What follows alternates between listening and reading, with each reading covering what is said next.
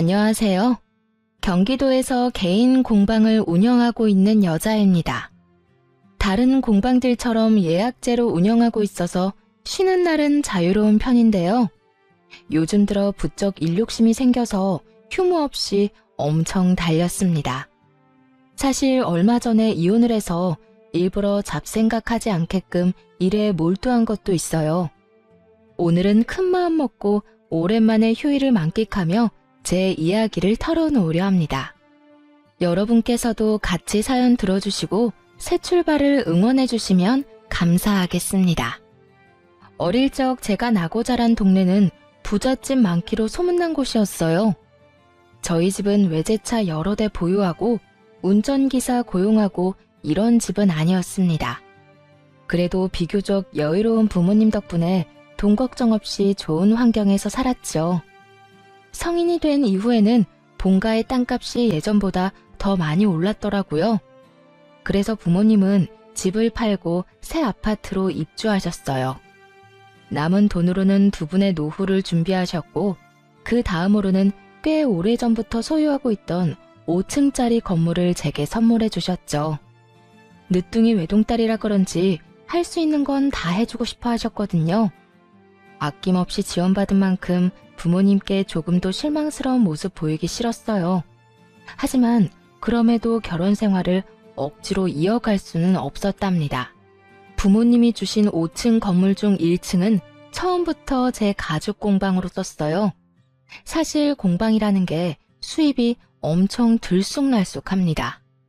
부모님 덕에 월세를 받을 수 있어서 그나마 꿈은 지킬 수 있었죠. 어릴 때는 너무 들뜬 나머지 건물주 됐다고 여기저기 자랑하고도 싶었어요. 하지만 부모님은 그 누구에게도 말하고 다니지 말라고 신신당부하셨죠.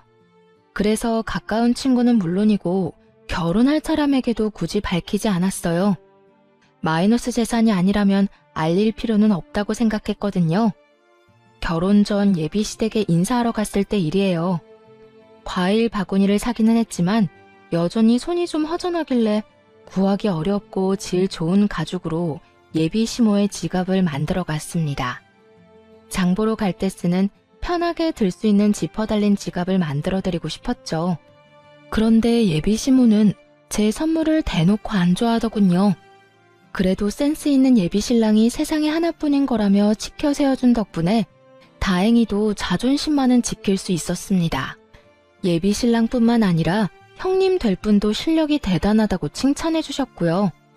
형님은 어떻게 이렇게 귀한 걸 만들었냐면서 자기도 받을 수 있냐고 물으셨어요. 시모에게서 바랬던 반응이 형님에게서 나오자 기분이 좀 이상했죠. 꼭 만들어드리겠다고 했더니 고마웠는지 형님이 그날 하루 종일 잘 챙겨주셨어요. 그때부터 형님만큼은 언제나 내 편이겠구나 직감했던 것 같아요. 시모는 밥 먹는 내내 시큰둥하다가 뜬금없이 부모님이 어디 사시냐고 물어봤어요. 대답하니 땡땡동이면 땡땡 아파트 있는 곳인가 하며 혼자 중얼거리더군요. 맞다고 하니 또 무슨 일 하시냐고 형식적인 질문을 하길래 사업하신다고 대답했죠. 머릿속으론 이 불편한 자리가 언제 끝나나 생각하면서요. 그런데 그때부터 시모의 눈빛이 갑자기 초롱초롱해지더군요. 가라앉았던 목소리도 전과는 다르게 높아졌고요. 게다가 한쪽으로 치워둔 제 선물을 다시 주섬주섬 꺼내보더니 마치 방금 선물 받은 것처럼 지갑 너무 잘 쓰겠다면서 해맑게 웃는 거 아니겠어요? 부모님 배경 듣고 태도가 싹 바뀐 시모를 보며 좀 속보인다 싶었어요. 그나마 식사 자리 다 끝나고 민망해하는 예비 신랑의 사과에 마음을 풀 수 있었죠. 결혼 생활 해보니까 그때 남편을 시원하게 뻥 찼어야 했는데 하고 후회됐어요. 모자란 남편보다 형님이 훨씬 더 든든한 존재가 돼주셨거든요.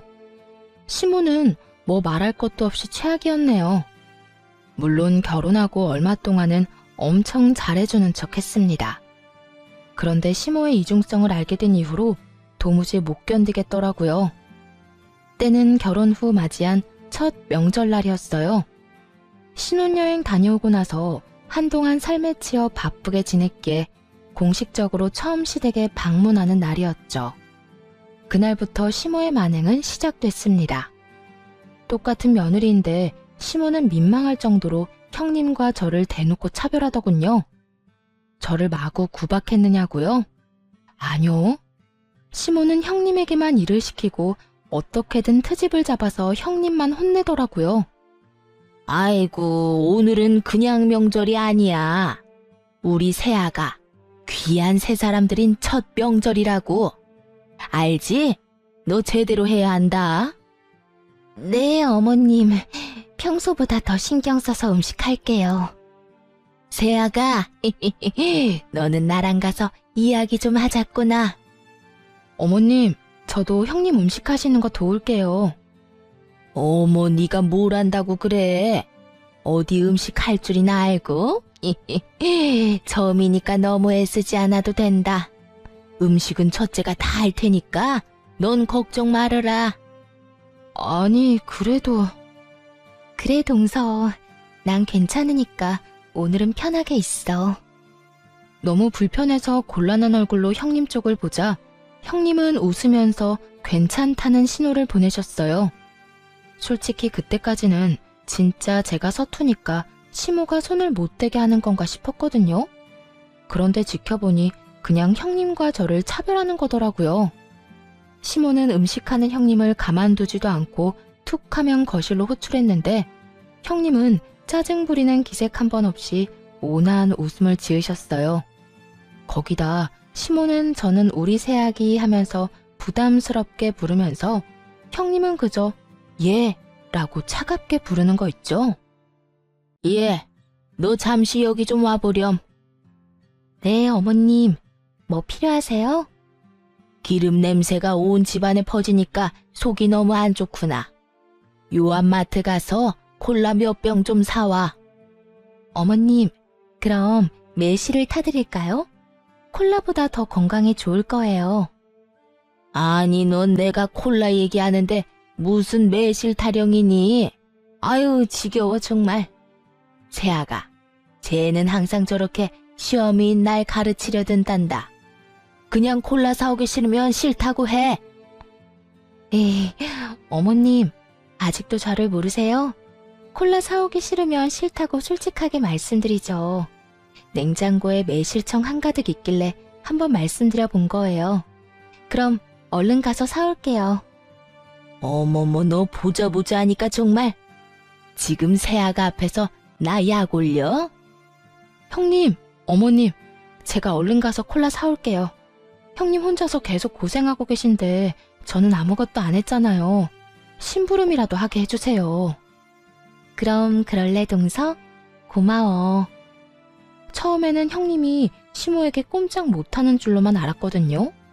그런데 다행히도 할 말은 다 하고 계시더라고요. 응? 아유, 어쩜 착하기도 해라. 예, 네 동서 마음씨 예쁜 거 봐라. 우리 둘째가 신부감은 잘 골랐어 정말. 어머, 어머님, 그런 말씀하시면 장남이 서운해할걸요? 제가 다 잃을 거예요. 으유, 내가 뭐 말을 못한다. 남들은 아무것도 모르고 착한 맏며느리를 잡는다고 하는데 아주 억울해 죽겠어. 그럴 리가 있나? 내가 오히려 당하는 입장이구만. 사실 제 눈에는 시모가 못살게 구니까 형님도 맞받아치는 걸로 보였어요. 하지만 시모는 자기가 피해자라고 하소연하면서 형님을 엄청 흉보더라고요. 부엌으로 가려고 일어나기라도 하면 냅다 제 손을 붙잡고 안 놓아주더라니까요. 아무튼 콜라를 살 겸 남편에게 SOS를 치려고 마트에 혼자 갔습니다. 새벽부터 가까운 낚시터에 시부랑 아주버님, 남편이 낚시를 하러 갔거든요. 순간 너무나도 불공평하다는 생각이 들었죠. 여자들은 열심히 일하는데 남자들은 놀고 있는 이 상황이 말이에요. 여보, 언제 오는데? 빨리 와. 좀 걸릴 것 같은데. 혹시 무슨 일 있어? 어머님 때문에 나 너무 불편해. 나만 여기 두고 낚시하러 가니까 재밌니? 웬만해서는 무슨 일이 생겨도 흥분하거나 목소리를 높이지 않는데요. 그런 제가 전화 받자마자 소리치니까 남편은 단번에 눈치채고 금방 오겠다고 했어요. 남자들이 도착하자 시모는 언제 놀았냐는 듯 팔을 걷어붙이고 일을 하더군요. 웃긴 건 형님이 거의 음식을 다 했는데 고생했다는 말도 제대로 안 했다는 거예요. 그렇게 시모는 음식하는 신용만 잠시 내다가 곧바로 힘들다며 안방에 쏙 들어가 버렸습니다. 늘 이랬던 건가 싶은 마음에 형님이 참 짠했어요. 한편으로는 좀 바보 같기도 했고요. 저라면 이렇게 당하고만 있지는 않았을 테니까요. 하지만 뭐 어쩌겠어요. 저도 딱히 도움된 건 없으니 음식 차리고 치우는 거라도 똑바로 하자 생각했죠. 소중한 내 남편 낳아준 어머니니까 참는 거야. 다른 이유는 없어. 그런데 형님이 그런 제 마음을 읽은 것처럼 갑자기 웃으며 이렇게 말하더군요. 네? 이건 비밀인데 동서한테만 말해줄게. 사실 우리 남편 나 시댁에서 고생하는 거 다 알아. 그래서 친정 가면 나처럼 똑같이 집안일하고 음식해. 나도 처음엔 그럴 필요까진 없다고 생각했거든. 근데 남편이 나서서 그렇게 해주니까 내 마음에 응어리는 안 생기더라. 그냥 동서가 나 불쌍하게 쳐다보길래 그렇다고 말해주고 싶었어. 동서도 중간에서 힘들지? 미안해. 형님, 죄송해요. 에이, 동서가 죄송할 게 뭐가 있어. 형님에게 딱 걸린 것만 같아 조금 부끄럽기도 하고 미안했어요. 형님이 참 대단해 보이고 아주버님도 현명하신 것 같았죠. 남편은 만약 나에게 이런 일이 생긴다면 어떻게 할지 궁금해지기도 했고요. 한편 시모는 형님을 정신적으로도 공격하더군요. 은근히 형님 집안 뭐 볼 거 있냐며 흉보기도 했는데 뭐 그것까지는 참았어요.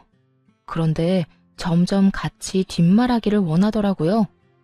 한 식구인데 이간질하는 게 너무 싫어서 잘 모르겠다는 얼굴로 무건수행했죠. 그랬더니 나중에는 그게 마음에 안 들었던 모양인지 시모에게 딱 찍히고 말았죠. 우리 둘째는 부모님이 땡땡 아파트에 살아서 든든하겠어. 나중에 당연히 네가 물려받을 거 아니야. 네? 그건 엄마 아빠 노후자금이자 보금자리인걸요. 뭐 그 정도 아파트 가지고 계신 거면 사돈네 형편 말에 뭐 하겠니? 당연히 노후자금 외에도 여유 있으시겠지. 너도 다 물려받을 재산 있으니까 안심하고 돈 안 되는 공방 운영하는 거 아니냐? 그런 거 아니에요, 어머님. 아니긴. 나한테는 솔직히 말해도 된다. 처음에 솔직히 너도 공방하고 아들도 식당 하니까 내가 많이 걱정했거든. 한 명이라도 수입이 일정해야 하는데 둘 다 들쭉날쭉 고정적인 수입이 없잖니. 그런데 새아가 친정이 넉넉해서 얼마나 다행인지 몰라. 그 말에 남편을 노려보자 남편은 오히려 으쓱한 눈치더라고요. 전혀 좋게 안 들렸는데 남편은 자기 장가 잘 갔다는 칭찬으로 들었나 봐요. 아이고 큰애, 너는 친정 부모님 안녕하시다니? 나는 평범해도 너무 평범한 네 친정 때문에 내가 며느리 복 없는 줄로만 알았잖니. 새아가 들어오고 나서야 나도 며느리 복 있는 걸 알았지. 넉넉한 며느리 둘이 들어왔으면 나도 노후 걱정은 없었을 텐데. 말해 뭐하니? 입만 아프다. 으휴. 이번에는 형님도 기분이 상하신 것 같았어요. 아까처럼 대답하거나 온화한 웃음을 짓는 대신 그저 입을 꾹 다무셨거든요. 분위기를 망치기 싫어서 억지로 참는 눈치였죠. 그런데 속이 뻥 뚫리게 시원했던 건 아주버님의 말이었어요. 어머니, 제가 태어나 가장 잘한 일이 이 사람이랑 결혼한 거예요. 매년 조상님들 드시라고 제사 음식 해온 게 누군데요? 어머니 노후는 못 챙겨도 조상님들 사후는 이 사람이 챙기고 있잖아요. 나중에 엄마 돌아가시면 제사 안 지내도 돼요? 아들, 말을 왜 그렇게 무섭게 하니? 그럼 어머니는 왜 그렇게 말을 밉게 하세요? 아주버님의 말에 시모는 깨갱하고 그 앞에서는 더 이상 별말 못했어요. 대신 뒤에서 형님을 더 괴롭혔죠. 차례상 녹그릇이며 다 같이 먹은 식사 그릇까지 혼자 설거지를 다 하라는 둥, 친정에 아주버님 먼저 보내고 집안일 돕고 가라는 둥, 형님에게 이것저것 시키며 무슨 가정부 고용한 사람처럼 굴었습니다. 단순히 며느리에게 일을 시키는 게 아니라 모욕감을 주려고 하는 듯 보였어요. 아가, 우리 둘이 남자들 사우나 다녀올 동안 명절 특선 영화나 보자꾸나. 과일도 같이 먹을까? 뭐 좋아하니? 어머님, 그럼 저 형님 도와드리고 형님이랑 같이 올게요. 먼저 과일 드시면서 편하게 영화 보고 계세요. 뭐하러 그러니? 너 지금 착한 척 하는 거니? 이제 보는 사람도 없는데 굳이 안 그래도 된다. 네? 착한 척이 아니라요, 어머님. 녹그릇이 많이 무겁기도 하고 형님 혼자 설거지 하시기엔 양이 너무 많잖아요. 음식도 형님이 다 하셔서 제 마음이 불편해서 그래요. 예, 기가 막혀서 참나. 그게 바로 착한 척이야. 너 지금껏 제 고생은 다 시켜놓고 갑자기 돕겠다는 게 무슨 말이니? 내가 예쁘다 예쁘다 해주니까 시어미 말이 지금 웃음니? 잔말 말고 영화나 보자니까. 네? 동서, 난 괜찮으니까 어머님이 하자는 대로 해드려. 갑자기 제 탓을 하는 시모의 말에 깜짝 놀랐어요. 형님은 이미 이런 고집을 수없이 겪었다는 듯 억지 웃음을 띤 얼굴로 저를 만류했죠. 아마 저까지 시모에게 미움을 살까봐 도와준 듯 했습니다. 들었지? 제가 그러라잖니. 하지만 며느리를 함부로 하대하는 시모를 더는 견디기 힘들더군요. 그래서 소파에서 벌떡 일어나 설거지 금방 하고 오겠다고 말했어요. 그냥 시모의 말대로 해버리면 앞으로 더한 걸 요구할 것 같아서 아주 오싹했거든요. 어머님, 저 손으로 일하는 직업이라 설거지도 깨끗하고 빠르게 엄청 잘해요. 가서 금방 설거지하고 올게요. 그리고 명절에는 따로 형님한테 용돈 좀 챙겨주셔야겠어요. 형님 혼자 일을 다 하시잖아요.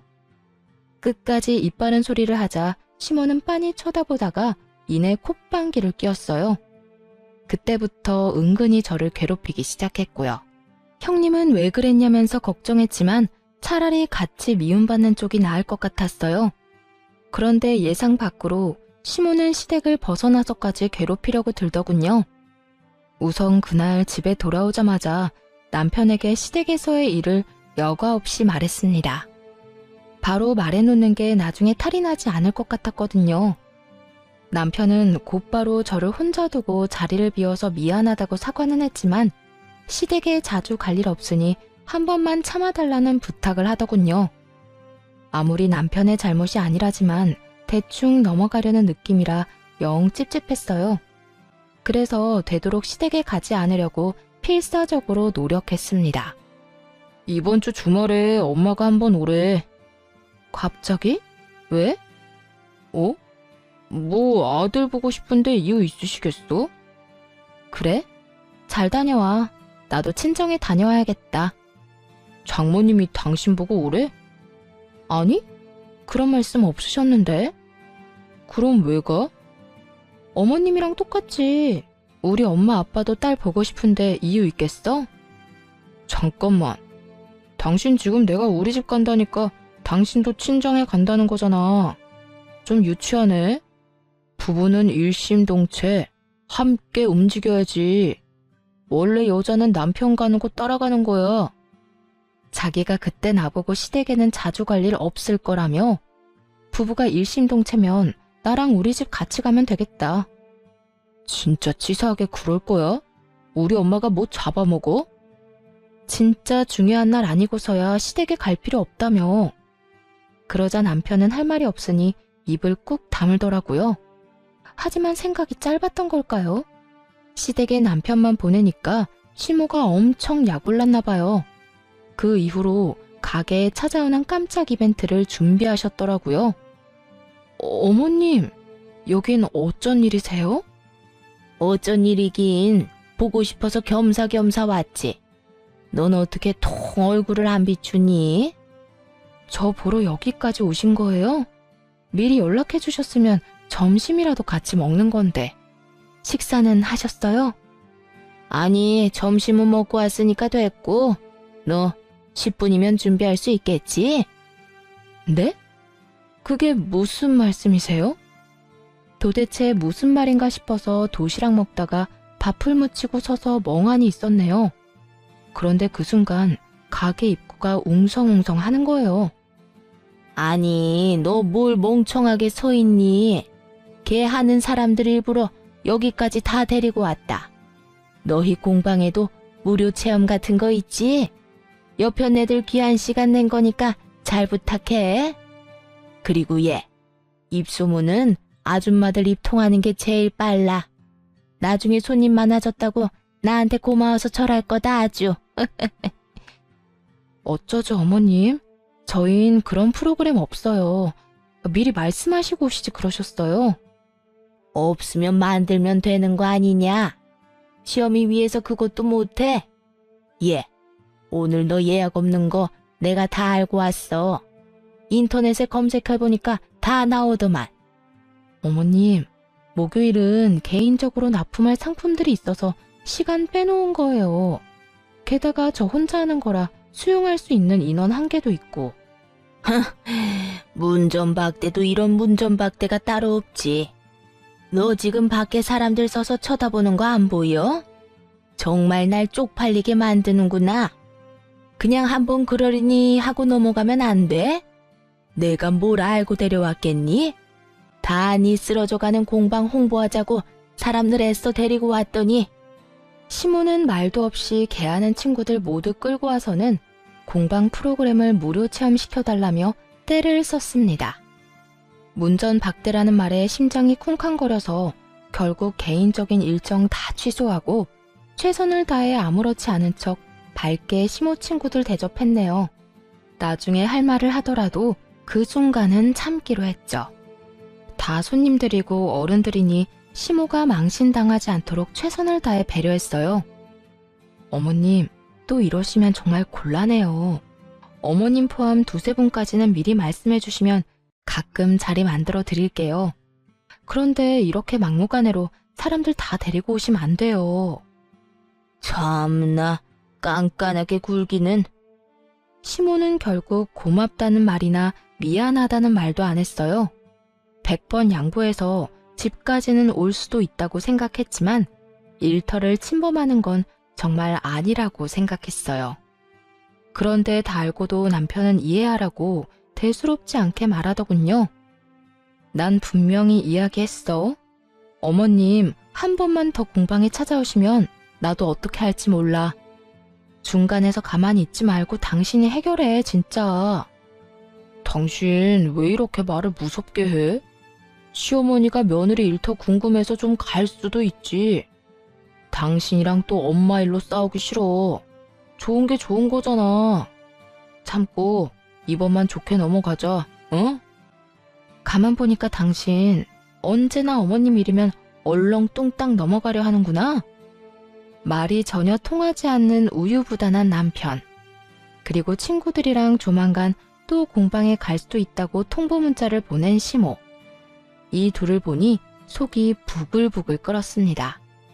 오죽했으면 친정엄마에게 이혼을 하고 싶다고 상담까지 했다니까요. 엄마, 내가 아무리 남편한테 중간에서 역할 똑바로 하라고 말해도 소용없어.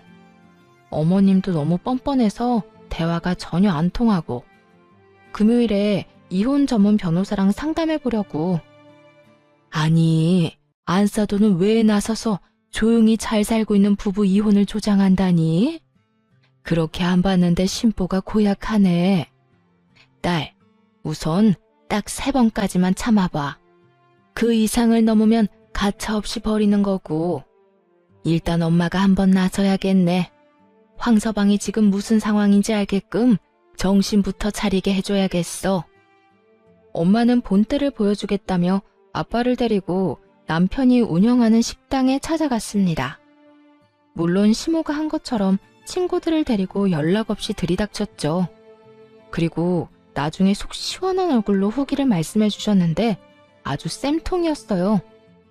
황서방, 나왔네. 장모님? 갑자기 어쩐 일이세요? 어쩐 일이긴. 자네 보고 싶어서 왔지. 미리 연락 주시고 오셨으면 좋았을 텐데. 에이, 이 사람아. 가족끼리 무슨 연락이야. 그냥 오다 가다 들러서 한 끼 먹고 가는 거지. 게다가 황서방 식당은 브레이크 타임도 없지 않나? 그렇긴 한데 보통 이때는 점심 장사 끝나고 숨 돌리는 시간이거든요. 그래도 오셨으니까 제가 금방 맛있게 해드릴게요. 그럼 오늘 밥은 황서방이 사주는 건가? 아유, 장모님, 당연한 말씀을 하세요. 여기까지 오셨는데 자위가 어떻게 밥값을 받아요? 그래? 좀 많이 먹을 것 같은데. 장인어른도 오셨어요? 그럼 나 혼자 왔겠어? 어서들 들어와. 아니, 우리 골프 모임 사람들이 황소방 가게 하도 궁금하대서 다 데리고 왔지. 에? 걱정 마. 저 사람들 중에 유명한 블로거도 있거든?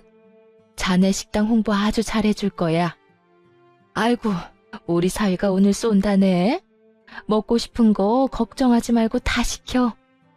남편은 10명 정도 되는 부모님 손님들을 대접하다가 아무리 생각해도 보내는지 저에게 전화를 했어요. 정말 너무한 거 아니야? 장모님이랑 장인어른 골프 모임 사람들 다 데리고 식사하러 오셨어. 이 시국에 자영업하는 사위 생각하면 이러시면 안 되는 거잖아. 아니 여보, 식당에 밥 먹으러 가는데 뭐 문제 있어? 문제가 있냐니. 난 장모님 혼자 오신 줄 알고 계산하지 말라고 한 거지. 그런데 갑자기 우르르 몰려오더니 사위가 쏘는 음식이라 선언하시는 거야. 그때부터 사람들 공짜라고 아주 신나서 여러 음식 주문해서 먹는데 아우, 저게 다 얼마야 진짜. 아니, 우리 엄마도 공짜로 안 먹는데 장모님, 장인어른 정말 너무하신 거 아니야? 우리 엄마는 말이야, 친구분들 데리고 와도 칼같이 계산하셔. 나도 어머님이랑 어머님 친구분들이 갑자기 공방에 오셨을 때 돈 안 받았어. 열심히 공방 프로그램 체험시켜드리고 선물도 나눠드렸는데 다 무료였다고. 혹시 나 그때 돈 받아야 하는 거였어?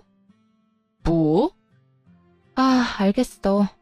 그럼 어머님께 입금해달라고 해야겠네. 설마 너 지금 일부러 이러는 거야? 혹시 똑같이 해달라고 장모님한테 부탁했어? 딱히 그런 건 아닌데 신기하게 비슷한 상황이긴 하지. 아이 참 어쩌겠어. 우리가 어른들께 맞춰가야지. 당신이 좀 참아. 좋은 게 좋은 거잖아. 안 그래? 남편과 똑같이 사람 좋은 척 굴자 수화기 너머로 안절부절 못하는 남편의 반응이 느껴졌어요. 황서방, 뭐 하나? 여기서 주문 더 받아야지. 어떡해? 사람들 맛있다고 난리야. 네, 장모님. 집사람이랑 통화 중인데 금방 가겠습니다. 그래. 아유, 입맛에 맞는지 다들 내일 또 오자고 난리야. 네? 내일 또요? 아, 당신 방금 들었지? 응, 그게 뭐? 어머님도 친구들이랑 또 공방 오겠다고 문자하셨어. 나는 어머님 모시고 당신은 우리 엄마 아빠 모시면 되겠네. 내가 진짜 잘못했어. 미안해. 엄마한테 당신 공방 앞으로 절대 가지 말라고 할게. 응? 그래? 알겠어. 그럼 고맙고. 그렇게 말해도 들은 척도 안 하던 남편은 자기가 불리해지니 그제야 나서더군요. 당연히 친정 부모님은 그날 밥값 다 계산하시고 가셨습니다. 돈이 없는 것도 아닌데 힘들게 일하는 사위한테 어찌 얻어먹겠냐고 덧붙이시면서요. 아마 남편은 속으로 엄청 찔렸을 거예요. 집에 돌아와서도 아무 말 못하고 제 눈치 보더라고요. 그 이후로 정말 거짓말처럼 시모의 괴롭힘은 사라졌습니다. 그새 남편한테 일렀냐며 연락이 올 줄 알았는데 그런 것도 없이 평화로웠죠. 아무리 심보 못난 시모라 해도 자기 자식 힘든 건 싫은 모양이죠. 하지만 저는 이미 그때 이후로 남편에게 정이 확 떨어졌어요. 그래서 마음속으로 서서히 이혼을 결심하고 있었죠. 그러던 중 시댁에 안 좋은 일이 생겨버렸습니다. 다름 아니라 교통사고가 나서 아주버님의 하반신이 마비됐거든요. 이 때문에 남편에게 이혼에 대한 이야기를 꺼낼 타이밍을 놓쳐버렸어요. 아이고, 이게 무슨 일이야 정말. 우리 장남 앞으로 어떡하니? 어머님, 진정하세요. 진정하게 생겼어? 결혼을 잘못해서 이렇게 지질이 복도 없는 거야. 결혼만 잘했어도 인생 잘 풀릴 사주라고 내 아들이. 그 말을 끝으로 원망스럽게 형님을 노려보는 시모였습니다. 이젠 하다하다 말도 안 되는 이유로 형님께 화풀이를 하더군요. 어머니, 저 괜찮으니까 이제 그만 돌아가세요. 이 사람이 제일 고생하는데 어떻게 그런 식으로 말씀하세요? 그것도 식구들 다 있는 앞에서. 속상해서 그랬다, 속상해서. 형, 엄마한테 왜 그래? 힘든 건 알지만 선은 지키자. 지금 네 형수 얼굴 반쪽 된 건 안 보여? 병문안 왔으면 그냥 조용히 있다 가든가. 가족이라는 사람들이 어떻게 이래? 특히 어머니는 그러시면 안 되죠. 이 사람이 그동안 어떻게 했는데? 여보, 진정해. 당신 아직 몸 안 좋잖아. 다들 당장 나가라고요. 가장 힘든 건 다친 아주버님과 비통한 형님일 텐데 그 앞에서도 비인간적으로 행동하는 남편과 시모를 보니 숨이 다 막히더라고요. 어서 여길 벗어나야겠다는 결심을 하고 그때부터 본격적으로 이혼 준비를 했습니다. 그러면서도 형님과 아주버님을 챙기러 병원에 자주 들렀어요. 냉정하게 말하자면 이혼하는 동시에 남이 될 관계였지만 계속 신경 쓰이더군요. 동서, 이렇게 매번 와줘서 정말 고마워. 에이, 오다 가다 들리는 게 뭐가 어렵다고요. 그런데 저희 남편이랑 어머님이 병원에 한 번씩 오기는 하나요? 그때 남편이 한 소리에서 기분이 상했나 봐.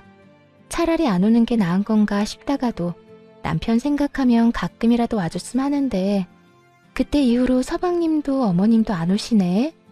그래도 이렇게 가끔 동서가 와줘서 얼마나 힘이 되는지 몰라. 형님, 얼굴이 많이 수척해요. 밥은 잘 챙겨 드시고 계신 거죠? 이럴 때일수록 식사는 거르시면 안 돼요. 그게 사실 동서, 이런 말 꺼내서 정말 미안한데 혹시 병원비 모자라세요? 제가 전부까지는 아니더라도 조금은 도와드릴 수 있어요. 그러니까 너무 걱정하지 마세요. 그 말에 그늘진 형님의 얼굴이 밝아지더니 딱 40만 원만 빌려달라고 하더군요. 고등학생 시조카 수학여행비랑 용돈이 당장 필요한데 병원비 정산하고 이것저것 계산하고 나면 여유가 없었나 봐요. 못 받을 돈이라 생각하고 몇백은 드릴 각오를 했는데 40만 원에 손을 벌벌 떨며 고맙다고 우는 형님을 보고 같이 울었네요. 그런데 동서, 입금이 잘못된 것 같아. 500만 원이 들어왔는데? 아이고, 내가 얼른 다시 입금해 줄게. 형님, 진작 눈치채고 도와드렸어야 했는데 죄송해요. 수영이한테 수학여행 잘 다녀오라고 전해주실래요? 입금은 제대로 한 거 맞아요. 저 만약 형님 없었으면 어머님 심술 때문에 바로 도망갔을 거예요. 형님이 잘해줘서 그나마 버텼는데 아무튼 감사했어요. 형님은 그런 제 말이 이상했는지 혹시 남편이랑 무슨 일 있냐고 물었어요. 그래서 솔직하게 이혼을 준비하고 있다고 말했습니다. 그러자 형님은 깜짝 놀랄 이야기를 했어요. 우리가 어머님 심술 참은 것도 다 이민 가면 안 보고 사니까 그런 거였어. 그런데 갑자기 이런 사고를 당하는 바람에. 네? 이민이요? 그래도 포기는 안 할 거야. 좀 늦춰졌다고 생각해야지. 아직은 우리나라보다 외국이 장애인 복지가 더 좋잖아. 저 사람을 위해서라도 꼭 가야지. 그 사실을 알자마자 머뭇거리다 형님에게 귀뜸해드렸어요. 사실 남편이랑 각각 500만 원씩 해서 1000만 원 맞춰서 드리고 싶었는데 남편이 절대 못 준다고 질색했다고요. 동생으로서 어릴 때부터 지금까지 받은 게 많으면서 한순간에 남이라도 된 듯 구는 남편 보고 더 빨리 이혼하고 싶더라고요. 나 역시 오랜 세월 어머님이랑 도련님을 봐왔잖아. 그래서 제발 내 밑으로 사람이 들어오지 않길 바랬어.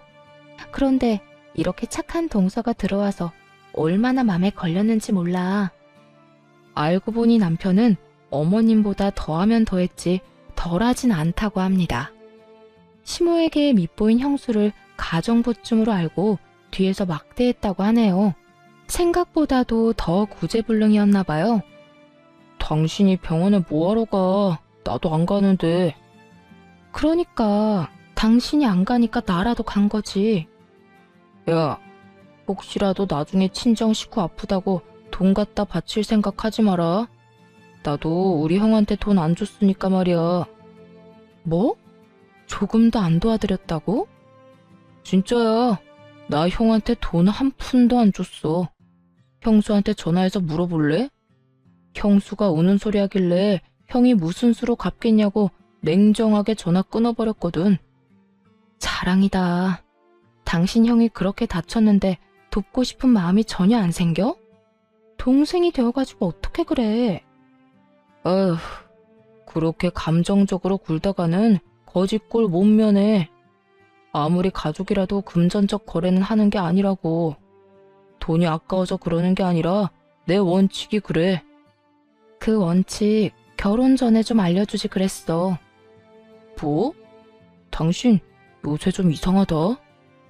내가 이상해? 아니, 당신을 좀 되돌아봐. 내가 아플 때는 과연 어떻게 나올까 궁금하네. 에이, 재수없게 그런 말을 왜 해? 당신 건강하잖아. 그렇게 따지면 아주버님은 뭐 건강하지 않으셨어? 한참 싸우다가 인성 모자란 남편 놈을 못 알아보고 결혼한 게 내 죄다 싶었어요. 더 이상은 시간 낭비라는 생각이 들어 그만 입을 다물었네요. 이혼 통보하기 전까지는 조용히 있는 게 낫겠다고 생각했거든요. 형님께 500만 원 드린 것도 알았다가는 무슨 난리를 피울지 모르니 말 안 했고요. 시간이 흘러 아주버님이 태어날 즈음이 되어서야 시모가 등장하더군요. 고생이란 고생은 형님 혼자 다 했는데 혼자서 뒷북을 엄청 치더라고요. 내 자식이 너무 불쌍하다며 엄청 징징거리는데 그 착하던 형님이 얼마나 마음고생하고 힘들었으면 시모한테 화를 다 냈다니까요. 아이고, 불쌍한 내 새끼. 이게 다 부인 복이 없어서 그런 거야. 결혼을 좀 다른 사람이랑 했으면 팔자가 바뀌었으려나? 어머니, 제발요. 잠시만 여보. 어머님, 제발 좀 그만 징징거리세요. 지금 제일 힘든 사람이 어머님 같아요? 아니요, 저 사람이랑 저예요. 저도 충분히 힘들다고요. 지금까지 코빼기도 안 보이시다가 퇴원할 때는 또 왜 오신 거예요? 도와주실 거 아니면 이만 돌아가 주세요. 뭐? 너 제정신이니? 지금 그게 무슨 말버릇이야? 어머님, 나중에 후회하실 행동 그만 좀 하시라는 거죠. 언제까지 들들 볶으실 건데요? 따지고 보면 이 사람이 부인복 없는 게 아니라 제가 남편복 없는 거죠. 어머어머, 보자 하니까 저게. 형님의 말에 도저히 참을 수 없어서 웃음이 작게 터졌습니다. 시모가 눈치를 주며 눈을 부라렸지만 아랑곳하지 않았어요. 모처럼 형님의 한 방이 너무 속 시원했거든요. 눈을 씻고 봐도 자기 편이 없는 것 같자 시모는 금방 눈물을 그치고 일어나더군요. 눈물 쇼하러 온 중견 여배우라도 되는 줄 알았네요. 그쯤 되니 정말 아들 걱정은 하는 건지도 의문이었어요. 아주버님은 벙쪄 있다가 웃으면서 형님께 앞으로도 그렇게 큰 소리치라고 했어요. 그런데 인생에 계속 안 좋은 일만 일어나는 건 정말 아니더라고요. 그 해에 사고로 너무 힘들었던 형님네 가족에게 무슨 일이 일어난 줄 아세요? 형님이 산 복권이 1등에 당첨되면서 하루아침에 돈방석에 앉은 거 있죠? 시모는 소식 듣고 내 아들 신분 상승했다며 엄청 좋아했지만 저는 또 형님이 호구처럼 돈이라도 뜯기진 않을까 걱정했습니다. 아니나 다를까 시모는 김칫국부터 마시고 있었어요. 갑자기 연락해서는 저와 남편을 불러서 하는 말이 가관이었습니다. 우리 장남이 태어난 지 얼마나 됐니? 더 빨리 신경 썼어야 했는데 이제라도 다 같이 힘을 모아 한상 대접해야지. 1등 금액이 어마어마하던데 나도 말년에 팔 쭉 뻗고 살겠구나. 뭐 하고 서 있어? 얼른 음식 해야지. 네? 제가요? 그럼 내가 하리? 아주버님과 형님을 초대했으니 도와서 음식 좀 하라는데 뭐 이거 해라 저거 해라 말만 해서 거의 저 혼자 다 한 격이었어요. 같이 온 남편도 전혀 도움이 안 됐죠. 힘들지? 그래도 어쩌겠니? 이제는 서열이 아주 달라졌어. 첫째 내한테 봉사하면서 살아야지. 그럼 콩고물이 얼마나 어떻게 떨어질지 누가 아니? 맞아. 조금 힘들더라도 자기가 고생해. 그동안 형수 혼자서 다 하던 거잖아. 진짜 엉망진창이네요. 뭐? 그게 무슨 말버릇이야? 아니, 어쩜 엄마나 아들이나 그렇게 염치 없이 구는 모습이 판박이에요? 당신 뭐라는 거야 지금? 개차반인 시모와 남편에게 질려서 뛰쳐나가려는데 마침 형님이 휠체어 태운 아주버님을 데리고 나타났습니다. 그러자 남편과 시모는 제게 언제 화를 냈냐는 듯 버선발로 형님과 아주버님을 맞이하며 살뜰히 대접하더군요. 형, 왔어? 몸은 좀 괜찮아? 근데 네가 언제부터 내 걱정했냐? 에이, 또 섭섭하게 뭘 그렇게 얘기해. 아이고, 예쁜 내 새끼들 왔어? 네? 제가 잘못 들었나 봐요, 어머님. 이제는 뭐 내 아들이나 너나 다 내 새끼지. 함께한 세월이 얼마나 흘렀냐? 긴 세월 네가 참 고생 많이 했다. 그래도 이렇게 고생 끝에 선물이 오는 법이야. 며느리 복 없다던 어머님이 그런 말씀하시니까 신기하네요. 그나저나 음식은 동서가 다 한 거죠? 응? 뭐 그렇지. 첫째 너는 이제 편히 쉬면 돼. 동서 고생했지? 미안해. 아니에요 형님. 저는 괜찮아요. 형님은 당연히 저 혼자 고생했다는 걸 알아채고 고맙다고 인사하시더군요. 그래서 귓속말로 이게 마지막이라고 형님에게 말해드렸죠. 네가 둘째한테 정 미안하면 윗사람이 용돈도 챙겨주고 그러는 거야. 용돈이요? 네? 아니요. 저 그런 거 필요 없는데요. 둘째야, 너 쓸데없는 자존심 좀 부리지 마라. 그 고생을 했는데 마땅히 용돈 받을만 하지. 그리고 이참에 공방에서 돈 안 되는 일 하지 말고 첫째네 가서 일하는 게 어떻니? 첫째 너희는 이제 사람 부릴 여유는 되는 거 맞지? 가족끼리 돕고 살면 좋잖니. 아주버님네 가서 매주 청소 좀 하고 아주버님 케어를 도우라는 말이었어요. 그 말을 듣자마자 하마터면 상을 다 엎을 뻔했네요. 사람 면전에 대고 무시하는 것도 정도가 있잖아요. 어머님, 제가 어머님 전용 심부름 센터인가요? 아, 또 그놈의 콩고물 때문에 그러세요? 제발 며느리 좀 그만 괴롭히세요. 그런데 문제는 남편이었어요. 아무리 덜 떨어졌어도 그때만큼은 시모에게 화낼 줄 알았는데 오히려 시모의 의견에 수긍하며 제게 그 일을 시키려 들더군요. 엄마가 뭘 괴롭혔다고 그래? 아니, 가정부 할 사람 뭐 따로 있어? 이참에 돈 안 되는 공방 정리하고 좋잖아. 엄마가 당신 생각해서 말한 건데 왜 그렇게 예민하게 굴어? 막말로 우리 형이랑 형수님이 당신한테 힘든 일 시키겠냐고. 정말 미쳤구나. 당장 이혼해. 그동안 수도 없이 이혼 다짐했어. 때 되면 말하려고 참고 또 참은 거지. 돈에 눈먼 남편의 뺨을 때리고 드디어 이혼하자고 선언했어요. 그러자 얻어맞고 분했는지 남편이 달려들려고 했습니다. 사실 그런 상황이 일어날까봐 그동안 조용히 이혼을 준비한 거였어요. 일방적으로 이혼하자고 통보하면 남편이 무슨 짓을 할지 모르니까요. 그런데 그때 휠체어를 탄 아주버님이 남편에게 찬물을 확 부어버렸죠. 야, 너 언제 사람 될래? 아이씨, 형 미쳤어? 너 내가 몸이 이 모양이라서 찬물로 끝난 걸 다행으로 알아. 나 멀쩡했으면 벌써 이 전골에 네 얼굴 박았다. 아, 로또 됐다고 아주 기세등등하네. 결혼했으면 인간이 돼야 하잖아. 양심 없는 건 어머니 쏙 빼닮아서 그런 거야? 아니, 너는 혼낼 거면 네 동생만 야단치지 왜 날 끌어들여? 며느리들 앞에서 창피하게. 창피한 걸 아시는 분이 그동안 왜 그렇게 사셨어요? 저 정말 참을 만큼 참았어요. 그런데 더 이상 이 징그러운 집안에 못 있겠네요. 장남 너 복권 당첨됐으니 이제 식구들 등지고 살겠다 이거냐? 두 번 다시 어머니나 저놈이나 보기 싫으니까 알아서 잘 사세요. 저희 곧 이민 가거든요. 그리고 제가 당첨됐나요? 집사람이 당첨된 거죠. 항상 온화한 아주버님이었는데 그렇게까지 역정내시는 건 처음 봤습니다. 곧 이민 간다는 말에 시모는 개거품을 물고 말았죠. 뭐?